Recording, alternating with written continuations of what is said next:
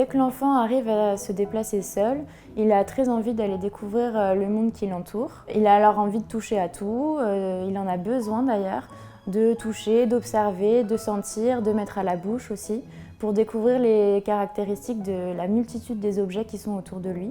Ça, c'est vraiment une phase qui est normale dans son développement et par laquelle il doit passer pour vraiment pouvoir comprendre le monde qui l'entoure.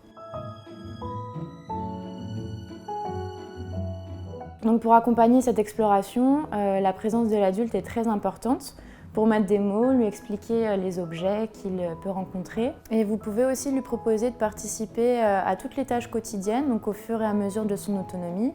Par exemple, si l'enfant a très envie de vous aider à sortir le linge de la machine à laver, vous pouvez lui donner une petite panière et puis il va pouvoir au fur et à mesure participer aussi, et en même temps découvrir, toucher. Et ça répondra à son besoin d'autonomie. Quand vous faites la vaisselle aussi, vous pouvez lui proposer un petit contenant avec de l'eau et une éponge et il pourra transvaser d'un contenant à l'autre en utilisant son éponge. Il y a besoin aussi d'aménager l'espace, donc évidemment de le sécuriser et d'enlever tout ce qui peut être dangereux. Par exemple, protéger les prises électriques, protéger aussi les angles qui peuvent être trop saillants, mettre de côté les objets qui peuvent être coupants, les petits objets que l'enfant pourrait inhaler ou des gros objets qui risquent de lui tomber dessus, par exemple un vase posé sur une table avec une nappe. Il faut aussi faire la distinction entre le risque et le danger. Donc, une fois que le danger est éliminé, il peut quand même rester des risques. Par exemple, même pour nous en tant qu'adultes, si on descend un escalier qui est quand même solide, il peut toujours y avoir le risque qu'on glisse, qu'on dérape et puis qu'on rate une marche. Donc c'est important que l'enfant puisse aussi expérimenter tous ces moments-là qui font partie de la découverte et du déplacement et qu'il puisse justement développer aussi ses réflexes de protection, donc c'est-à-dire mettre les mains vers l'avant pour protéger la tête et aussi qu'il ait les mains libres et les bras souples pour développer justement ses réactions d'équilibre et se rattraper.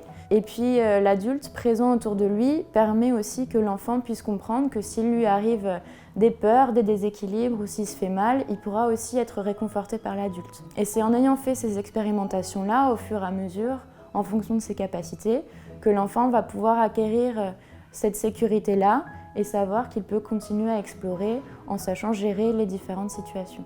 Quand on parle de la sécurité dans le déplacement de l'enfant aussi, c'est important de penser à sa manière dont il est habillé.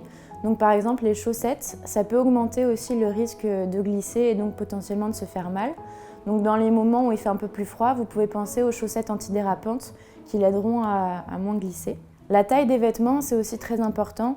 On a tous déjà connu un vêtement beaucoup trop serré dans lequel on pouvait difficilement marcher ou un vêtement trop grand dans lequel on pouvait s'emmêler les pieds. Donc l'idéal, c'est de pouvoir lui proposer des vêtements un petit peu plus amples mais en même temps à sa taille pour pouvoir vraiment lui laisser la liberté d'expérimenter. Donc en résumé, l'enfant, il en a besoin de toucher, d'expérimenter, de mettre à la bouche.